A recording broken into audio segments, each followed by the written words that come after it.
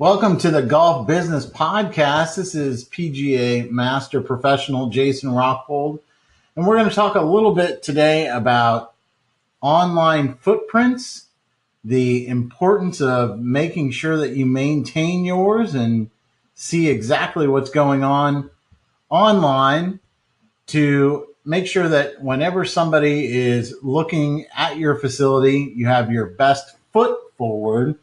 Yep, that was a pun that was 100% intended. So please stay tuned. We are going to get started right after the intro. Here we go.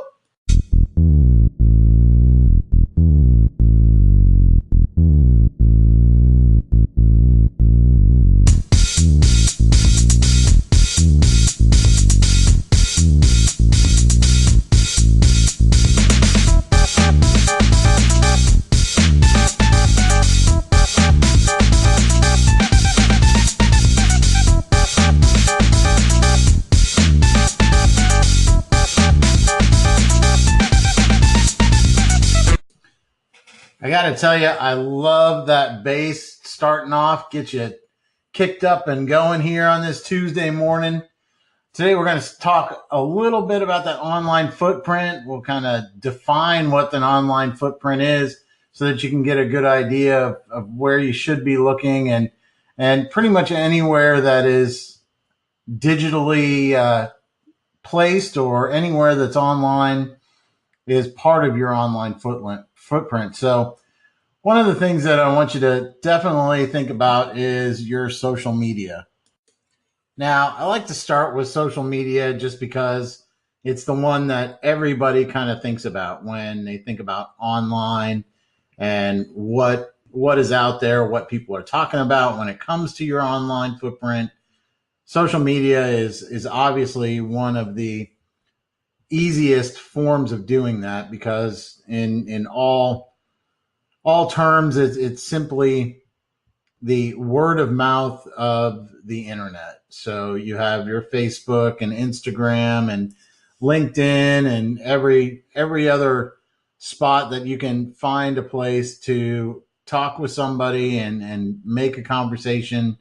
You can definitely raise or lower your online footprint by the way that pictures are posted, the way that people are poised at your golf course, or photos of what they're wearing at your golf course. There's a lot of different things that can really change the image of your facility just by having some social media hashtags that are kind of linked to your facility. So you really want to make sure that you take the time to monitor your social media and any social media that's connected to your business. And most people, when they think of social media for your business, they think of, okay, well, this is my Facebook page. And let's say it's for ABC Golf Club. So there is a Facebook page that they have for ABC Golf Club. Well, you can get tagged to be in different photos and things like that. And when people search for that, there's a place in there that actually has places. And if you're not in control of what's going on there, you can definitely find yourself being put in the wrong light. So it's very important that anytime that you see something on social media, that you're on top of it, either in a positive way or contacting the poster and asking them if they could take it down. So it's very important to play defense when it comes to social media. A lot of golf courses think that it is literally a post a picture and see how many likes you can get. But the important part is to make sure that when you are building your brand, that you are not having people whittle it away, which I've seen happen at many golf courses where a person has a bad experience and they post it and it's the top of the search for their golf course.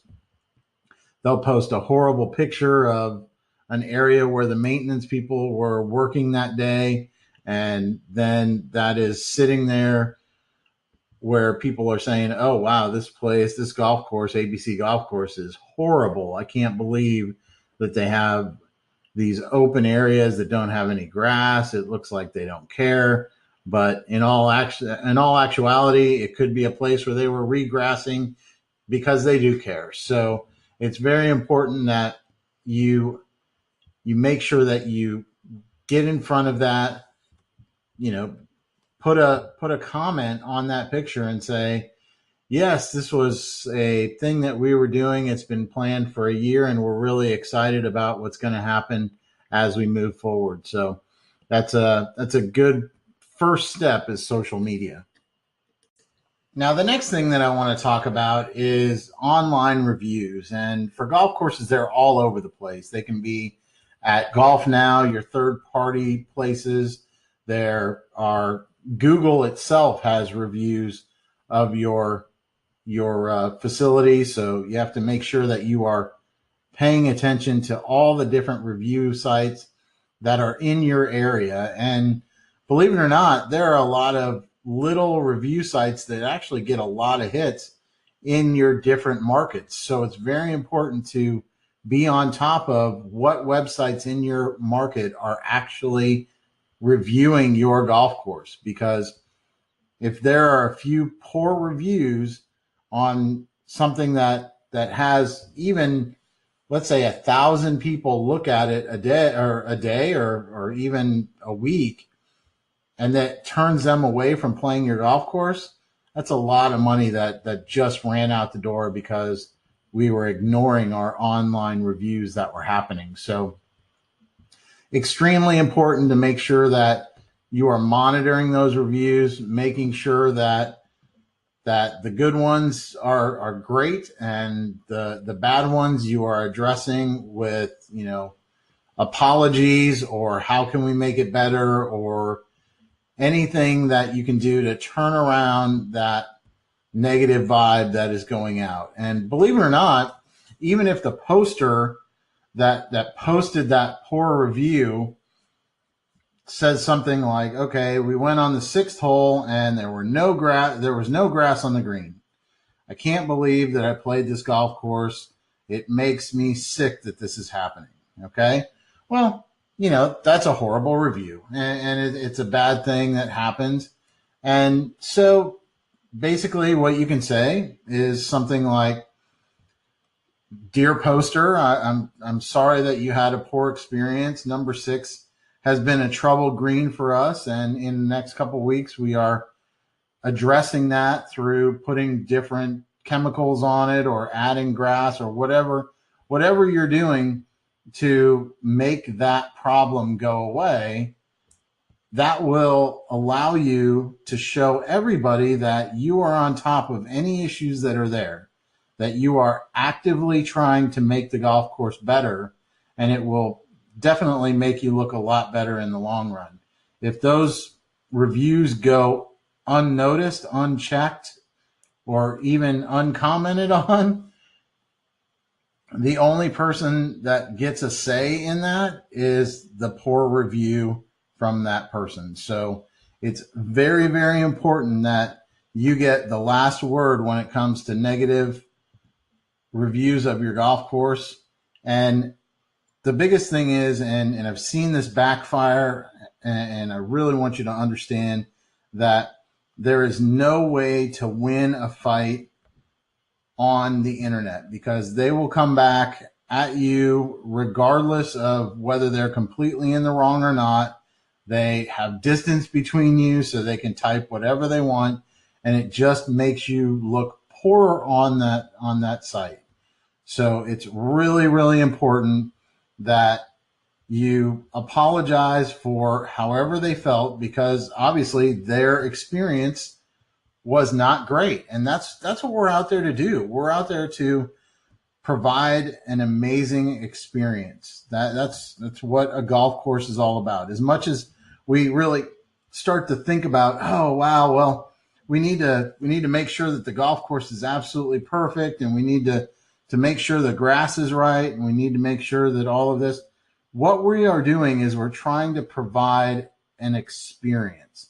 And all of those things are factors of it, But if somebody has a poor experience, then we've got to figure out how we can remedy that. So it's a really important thing to make sure that those reviews that are on there, you actually come back and answer them honestly and non-condemningly. You want to make sure that you are apologetic and trying to find a way to gain their trust back.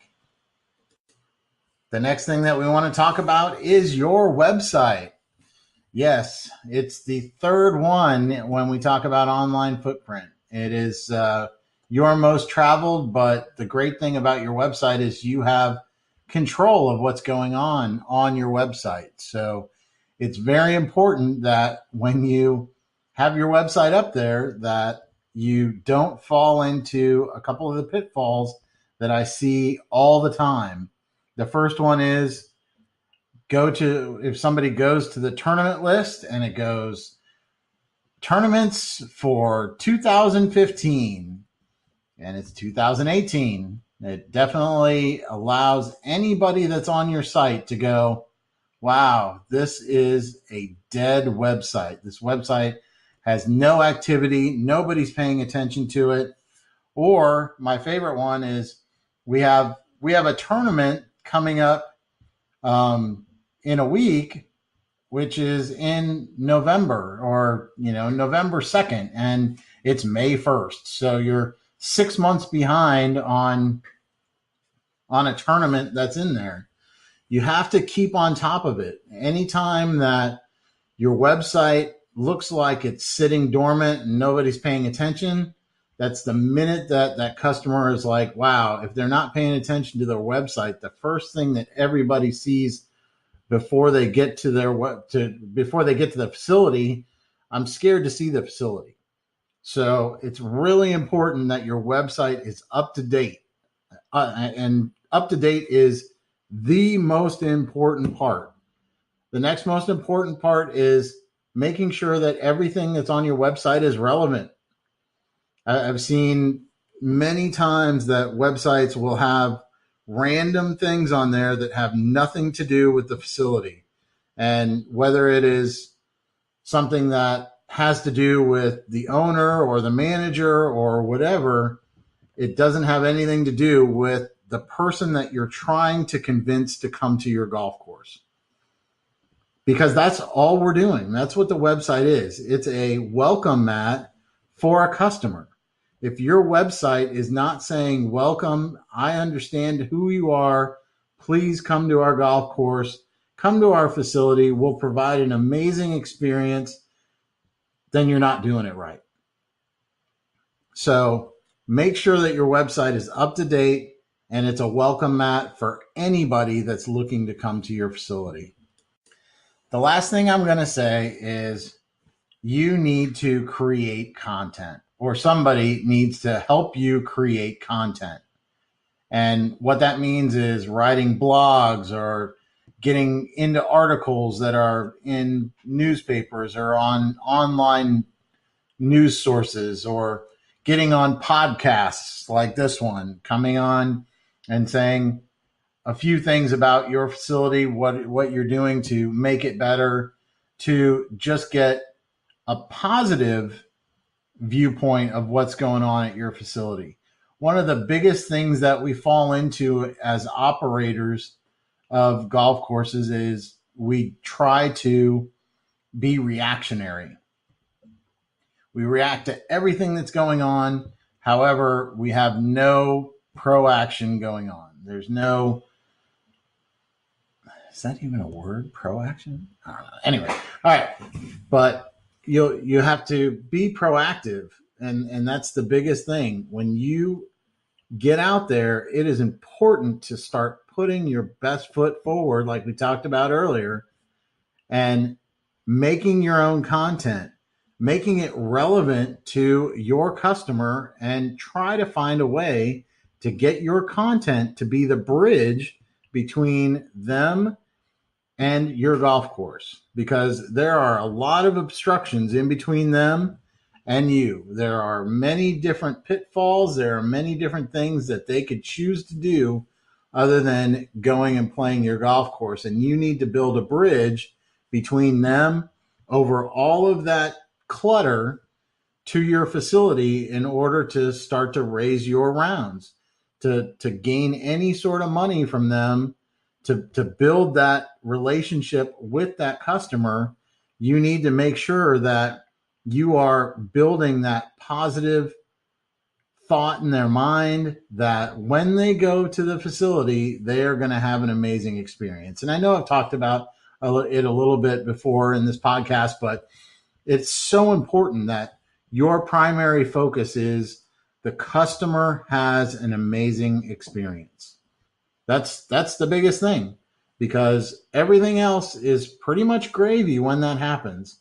If your customer has an amazing experience, you don't have to worry about negative reviews. Actually, you get positive reviews, which are amazing to help get people to come to your facility. There's nothing better than having a soapbox advocate preaching about how great your facility is in any of the third-party reviews.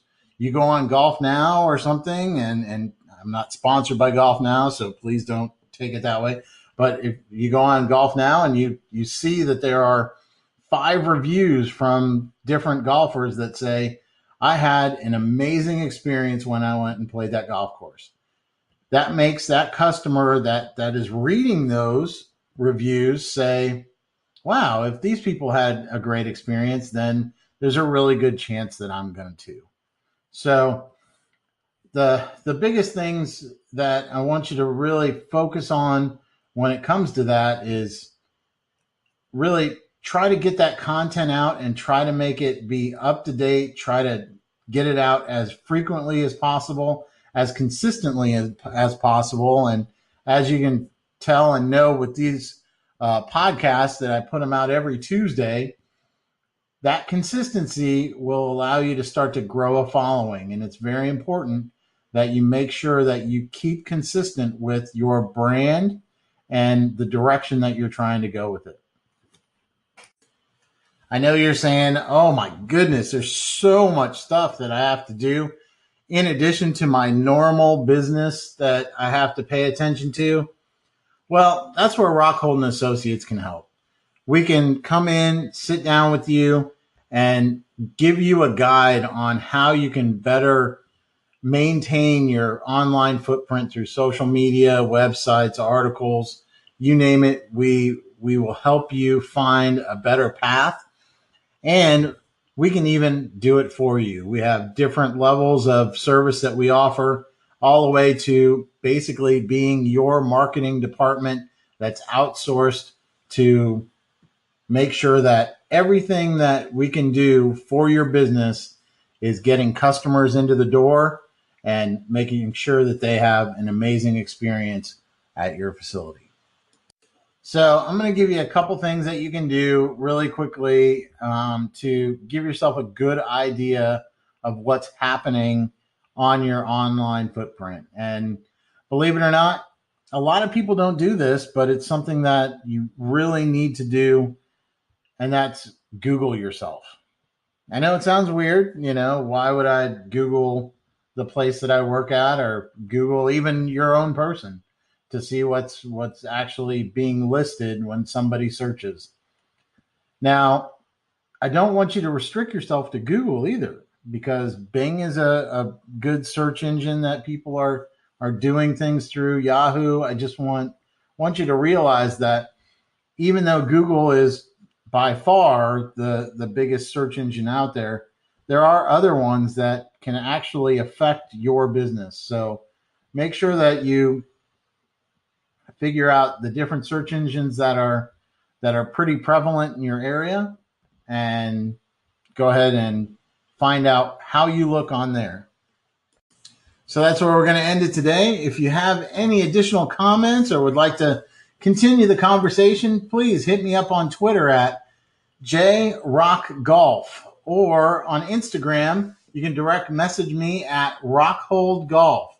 Either way, we'll get back to you as soon as we can, or we might actually use our discussion as the subject for our next podcast. If you'd like to follow up and find out anything about Rockhold and Associates and how we can help you out, go to www.rockholdandassociates.com. We would love to help your business succeed. So please check us out and have a great Tuesday. And here is our exit. Have a great week. See ya.